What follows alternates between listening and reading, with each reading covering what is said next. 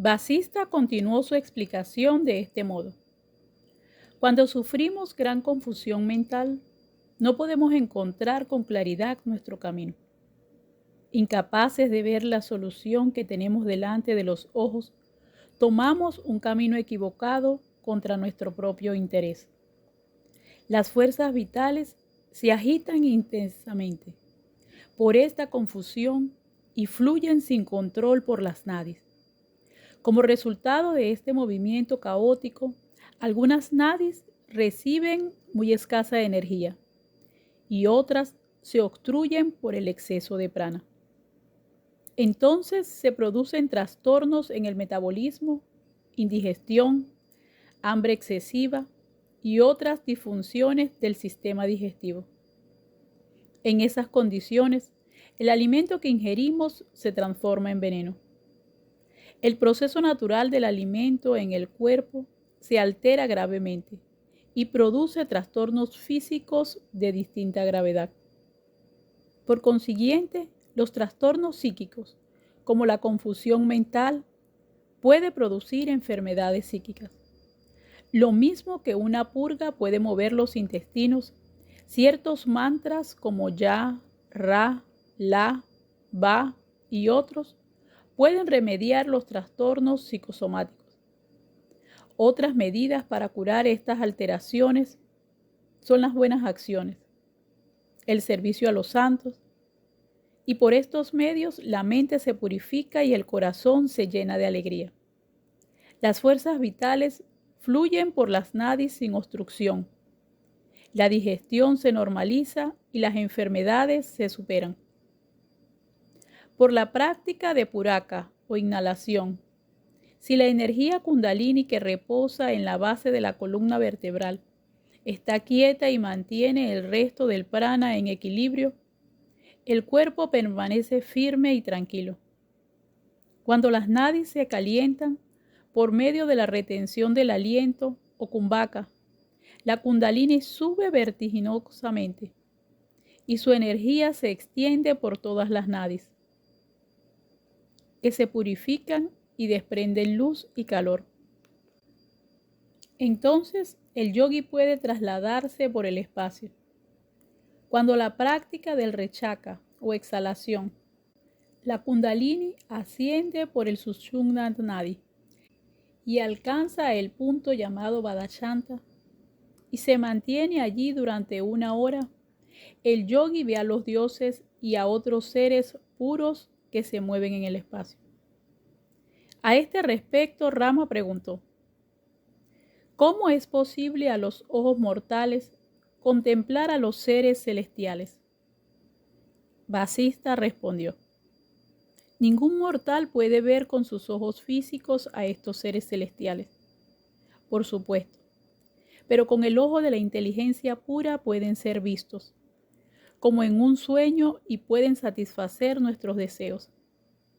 La visión de estos seres celestiales no es distinta que a la de los sueños, excepto por su duración más prolongada.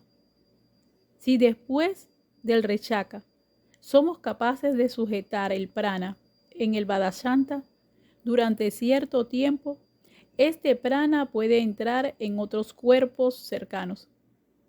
Esto es un poder inherente a la fuerza vital, que puede ser estabilizado aunque su naturaleza es inestable y movediza, puesto que la ignorancia que domina a los objetos de este mundo es ilusoria e insustancial. Estos movimientos de la energía, aunque son excepcionales, se ven con cierta frecuencia en este mundo. En realidad, todo esto es Brahman, y la diversidad de movimientos y funciones son meras palabras sin significado sustancial. Rama preguntó entonces: para entrar en el microcosmos de las nadis y llenar el espacio interno de fuerza vital, el cuerpo tiene que ser al mismo tiempo sólido y sutil. ¿Cómo puede ser esto? Vasista contestó con amabilidad: cuando se unen la madera y la sierra, la madera se corta.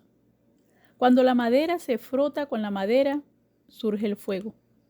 Todo esto es natural. El sol y la luna, el juego de Ida y Pingala.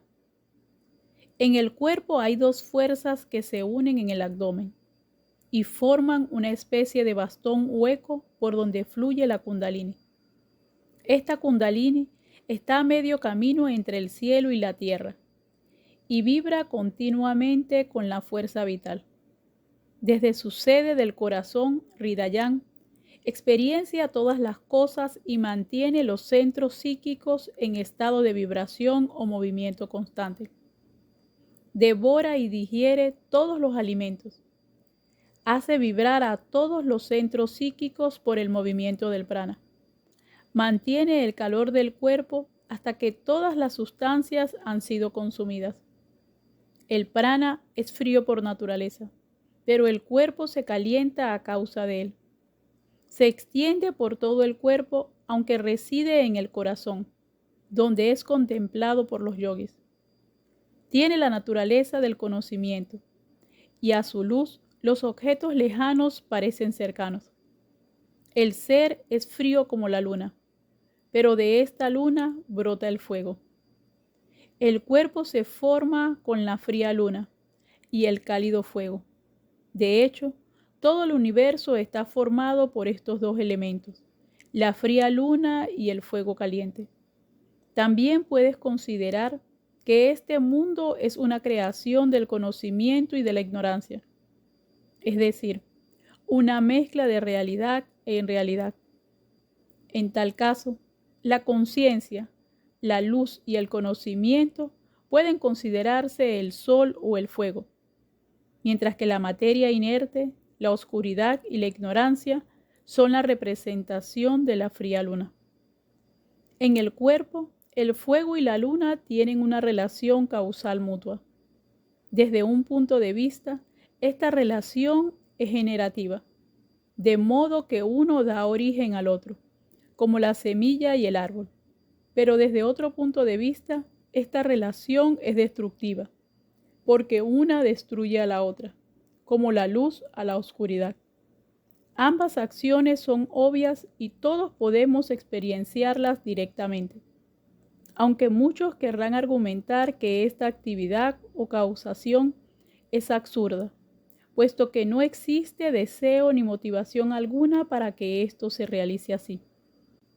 El cálido prana bebe la nectarina frialdad de la boca de la fría luna, saturando todo el espacio interior del cuerpo. De este modo, el fuego se apaga y se transforma en luna, del mismo modo que el día acaba cuando viene la noche. En la unión del fuego y la luna, de la luz y de la oscuridad, del día y de la noche, se produce la revelación de la verdad, incluso para los más sabios. Como un día consta de día y noche, el jiva se caracteriza por la conciencia y la inercia. El cálido sol simboliza la conciencia y la fría luna simboliza la inercia. Del mismo modo que la oscuridad de la tierra se desvanece cuando el sol surge por el horizonte. Cuando la luz de la conciencia aparece en el jiva, la oscura ignorancia y el ciclo de venir llegan a su fin. Pero si la luna se ve como lo que verdaderamente es, la conciencia se realiza como la única verdad, porque es la luz de la conciencia la que manifiesta e ilumina el cuerpo inerte e insentiente, como el sol ilumina a la luna. En la percepción, la conciencia, que no es activa ni dual, no puede captarse a sí misma, pero puede captarse en el momento de su reflexión, que es el cuerpo. Cuando la conciencia es consciente de sí misma, en su reflexión del cuerpo objetiva al mundo y por consiguiente lo ve como mundo. Cuando abandona esa objetivación, se produce su liberación. El prana es el fuego caliente, el apana es la fría luna, y ambos existen como la luz y la sombra en el propio cuerpo. Cuando la luz de la conciencia y la sombra de la luna están juntas, se produce la experiencia objetiva. Los fenómenos que conocemos como sol y luna existen desde el principio de la creación. Existen también de ese modo en el cuerpo. Debes permanecer príncipe en el estado en el que el sol absorbe a la luna en su interior y la luna se funde con el sol en el corazón. Debes comprender que la luna solo es un reflejo del sol y sentir la unión de ese sol y esa luna en tu interior. Los fenómenos externos son absolutamente inútiles para comprender todo esto. Ahora voy a explicarte cómo consiguen los yogis hacer sus cuerpos sutiles o enormes a voluntad. La consecución de los siddhis.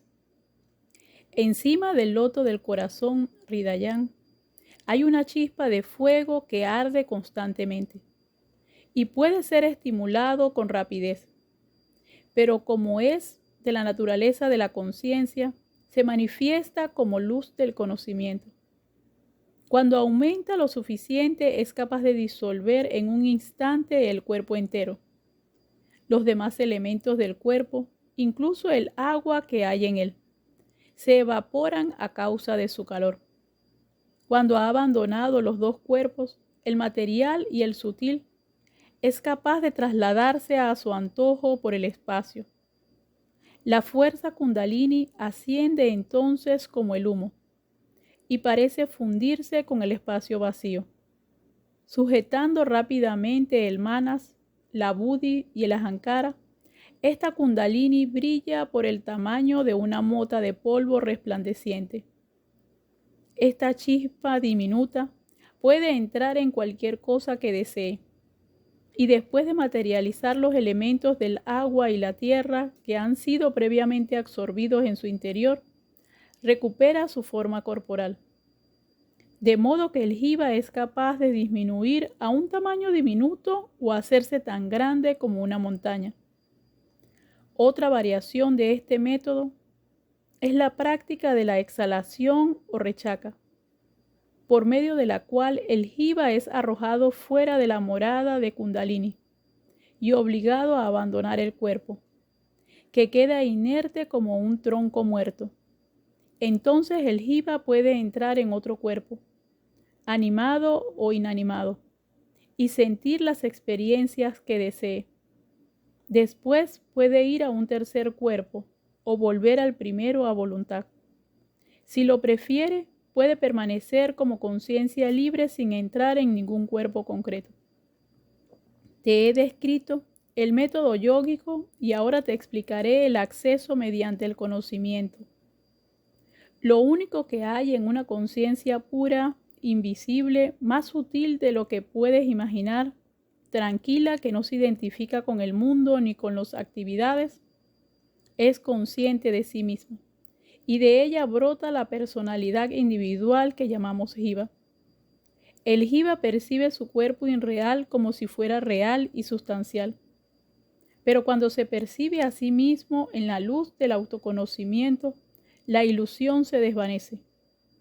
En este momento, el cuerpo queda absolutamente inmóvil y el jiva deja de percibirlo. La confusión del cuerpo con el ser es la ilusión primordial que ni siquiera la luz del sol puede despejar, la raíz de todas las ilusiones fenoménicas. Cuando el cuerpo se siente real, se transforma en un cuerpo real. Cuando se percibe con el conocimiento de que es irreal, se funde en el espacio y desaparece con él. El cuerpo se transforma según la idea que tengamos de él, de modo que por medio del yoga o del jnana, puedes vivir desde el cuerpo físico o desde el diminuto cuerpo sutil, como se te ha dicho. La reina Chudala adquirió los poderes psíquicos que le permiten aumentar su tamaño o disminuirlo de este modo. Recorrió el cielo, penetró en los más profundos abismos del océano y atravesó la tierra de parte a parte, sin abandonar la compañía de su esposo. Penetró en todo tipo de sustancias, madera, rocas, hierbas, cielo y agua, sin encontrar ningún obstáculo en ello.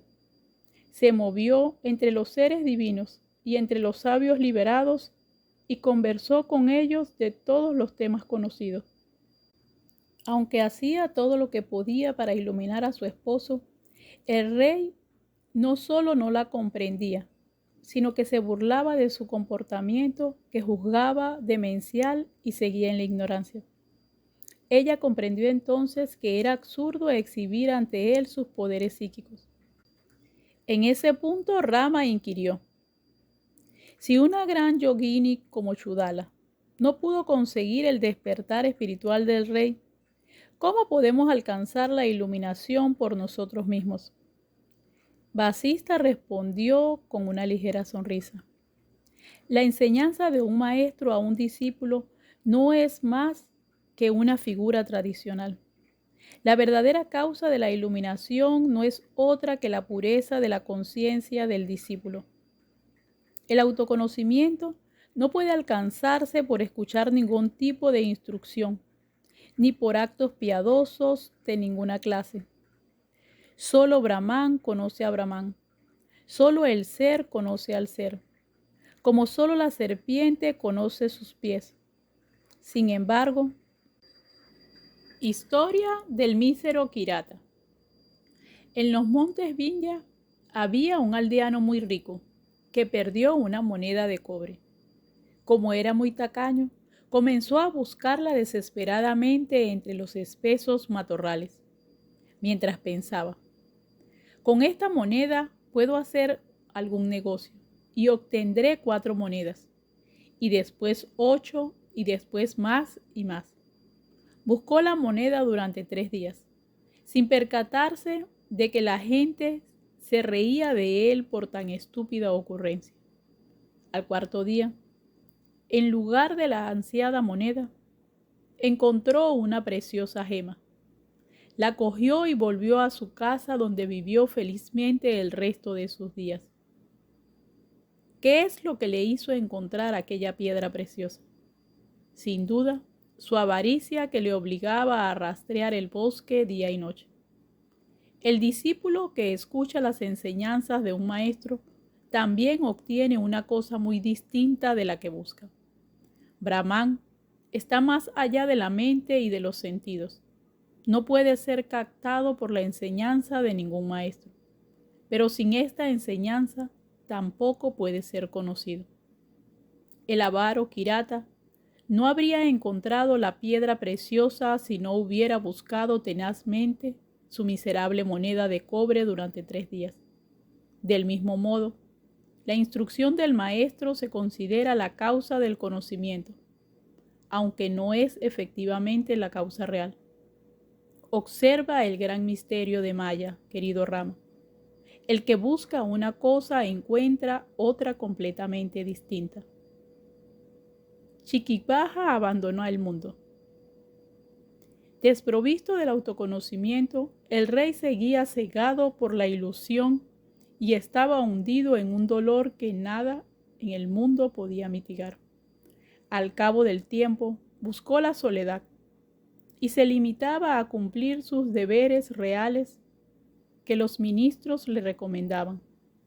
Se hizo muy caritativo y practicó diversas penitencias, pero nada de esto podía despejar su ilusión y liberarle del sufrimiento.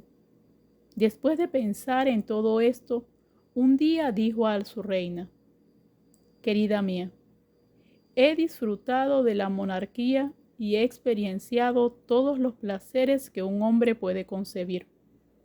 Pero la mente del sabio no se preocupa por el placer o por el dolor, por la prosperidad o la adversidad. Este, pues, no es mi camino. Ahora quiero retirarme al bosque y practicar el ascetismo, para intentar alcanzar ese estado. El hermoso bosque que tanto se parece a ti deleitará mi corazón como tú lo haces. Déjame partir, pues una buena esposa nunca se opone a los deseos de su esposa. Chudala respondió al momento: Señor, esta acción solo es oportuna cuando se realiza en el momento adecuado. Las flores se abren en primavera y los frutos maduran en otoño. La vida ascética en el bosque es propia de la vejez, no de la juventud. A tu edad te corresponde vivir en familia. Cuando envejezcamos, los dos nos retiraremos al bosque. Además, tus súbditos lamentarían mucho tu abandono del gobierno. Chiquimbaja respondió: querida mía, no pongas obstáculos a mi partida. Nadie podrá impedir que me retire al bosque. Tú eres todavía muy joven y no estás en disposición de acompañarme y padecer una vida ascética llena de privaciones. Quédate aquí y gobierna el reino. Esa misma noche, cuando la reina aún dormía, el rey dejó el palacio con el pretexto de recorrer la ciudad. Caminó un largo trecho y encontró un espeso bosque en los montes Mandara. Estaba lo suficientemente lejos de su reino y había signos de que había sido ocupado anteriormente por otros santos brahmanas. Construyó una cabaña y recogió todo lo que consideraba necesario para la vida ascética: un bastón de bambú, un plato de comer, un odre de agua, una bandeja para las flores, un rosario, un abrigo que le protegiera del frío y una piel de ciervo para sentarse sobre ella. Así comenzó su vida. La primera parte del día la dedicaba a la meditación y al japa, o repetición de los mantras sagrados. La segunda parte del día la empleaba en recoger flores. Luego tomaba un baño y rendía culto a los dioses. A continuación, tomaba un frugal alimento a base de raíces y frutas. El resto del tiempo lo pasaba recitando mantras. Así pasó mucho tiempo en aquella cabaña, sin acordarse para nada de su reino. Chudala sintió un escalofríos y despertó descubriendo que su esposo había abandonado el palacio. Se sintió muy desdichada y decidió que su puesto estaba al lado de su esposo. Abandonó inmediatamente el palacio por una pequeña ventana y voló hacia el cielo buscando a su marido. Pronto lo descubrió merodeando en el bosque.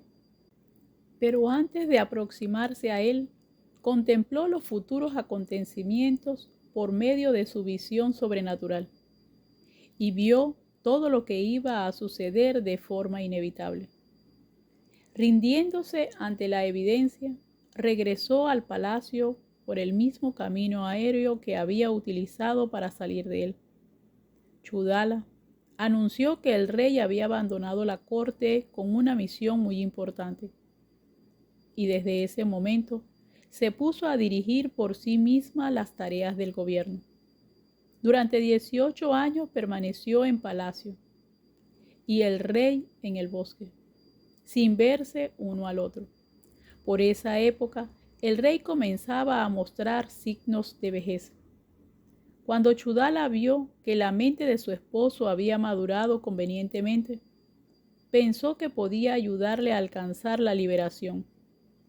Después de decir esto, abandonó el palacio por la noche y voló hacia el lejano bosque donde estaba su marido. En su vuelo por el espacio, tropezó con muchos seres celestiales y sabios perfectos. Atravesó las nubes y aspiró los perfumes del cielo. Pero no se detuvo en ningún momento, pues su mente estaba muy agitada por el futuro encuentro. Al darse cuenta de su estado mental, dijo para sus adentros: no hay duda que la naturaleza no pierde su actividad mientras hay vida en el cuerpo. Qué agitada está mi mente buscando a su consorte. Lo más seguro es que en estos años de duro ascetismo, mi esposo haya olvidado su reino y me haya olvidado a mí. En tal caso, es inútilmente tu agitación por verle y por estar de nuevo a su lado. Restauraré el equilibrio en el corazón de mi marido para que vuelva de nuevo a su reino y viviremos felices durante largo tiempo. El deleite que se saborea en el estado de equilibrio es superior a todos los placeres sensibles.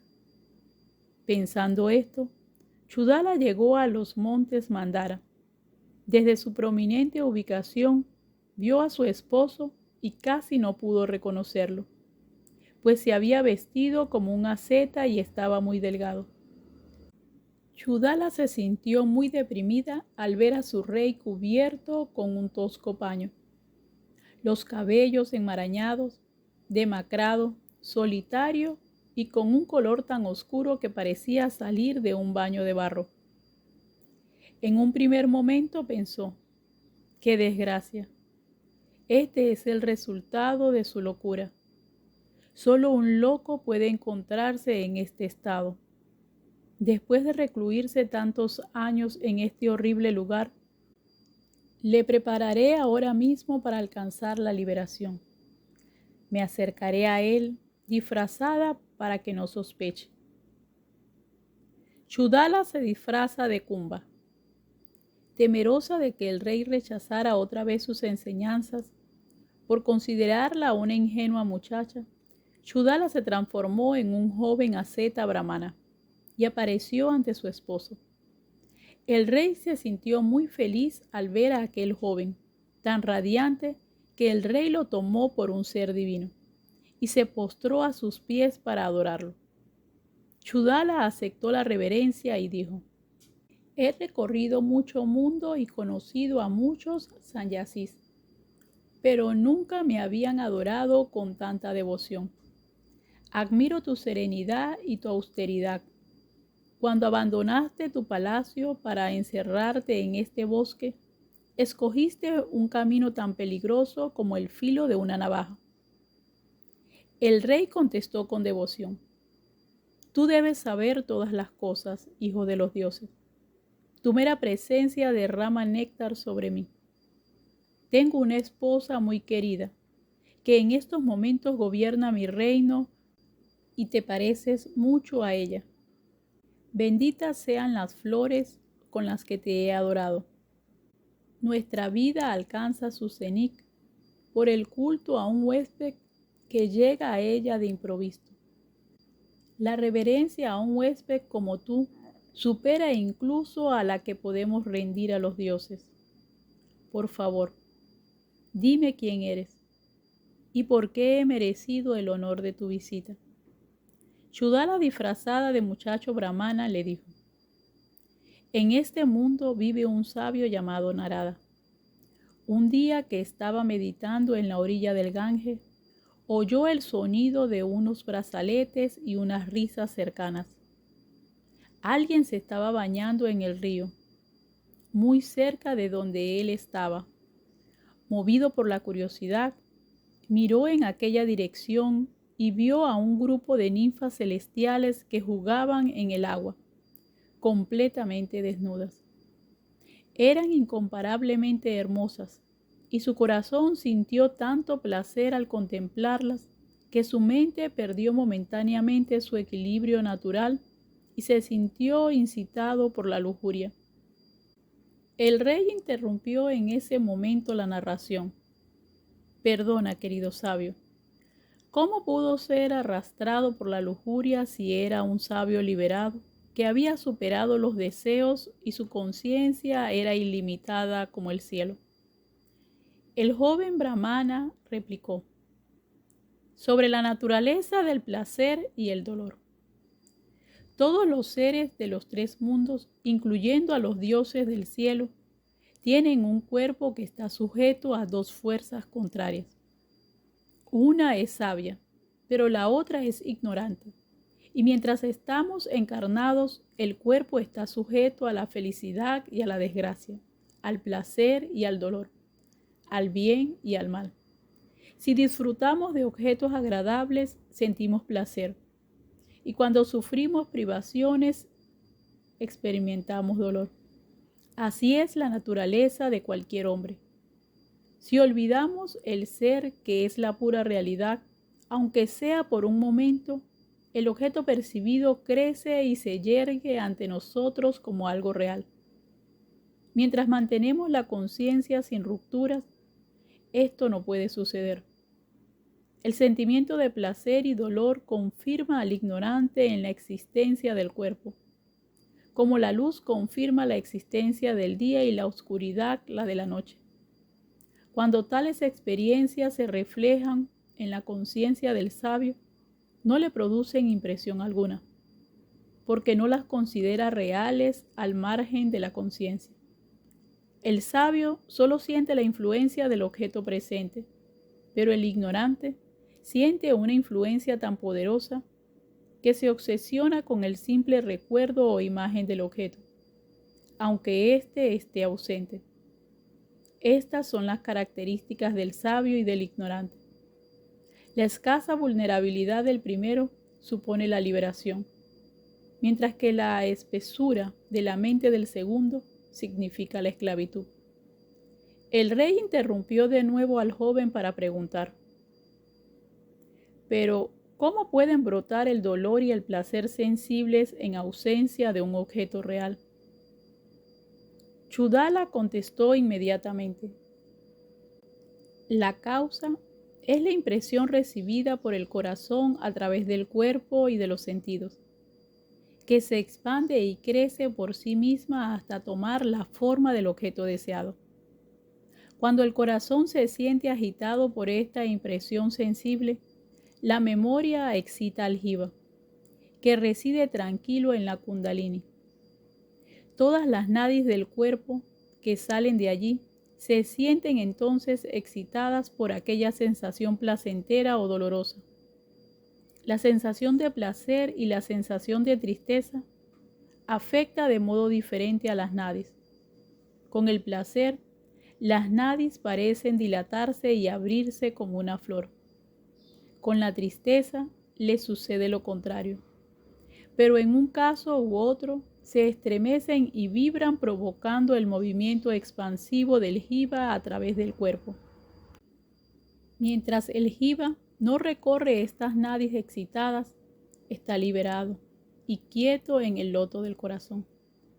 Pero el jiva se siente agitado por la mera visión del placer o de la tristeza. Cuando comprende, en virtud del autoconocimiento, que el dolor y el placer no existen realmente, recupera su equilibrio y deja de vagabundear por las nadis en busca de estas sensaciones. Y cuando llega a comprender que estas experiencias no existen, ni el jiva realmente las percibe, realiza la liberación total. Cuando comprende que todo esto no es otra cosa que conciencia infinita, alcanza el equilibrio, como una lámpara que se queda sin combustible. El propio jiva se siente entonces como algo inexistente y se reabsorbe en la conciencia, de la que solo es el primer pensamiento o la primera emanación pensada. El rey le preguntó entonces: ¿por qué los placeres sensibles provocan la pérdida de la energía? A lo que el fingido brahmana respondió: originalmente, Brahman solo existe como Brahman. Los objetos surgen en él como las olas en el océano. Eso es lo que se conoce por naturaleza y no tiene ninguna relación causal con Brahman mismo. Pero sus movimientos coinciden con los pensamientos, como cuando vemos caer un coco y salir volando un cuervo de lo alto del cocotero. Le hacemos responsable de su caída. En esta naturaleza aparecen diversas criaturas dotadas de características muy diferentes. Este universo nace por esta condición del ser que se confunde y olvida de sí mismo. Se mantiene por la autolimitación producida por el orden y desorden sucesivos. Cuando este conflicto entre el orden y el desorden se supera, los seres no vuelven a nacer de nuevo. El curioso nacimiento de Kumbha.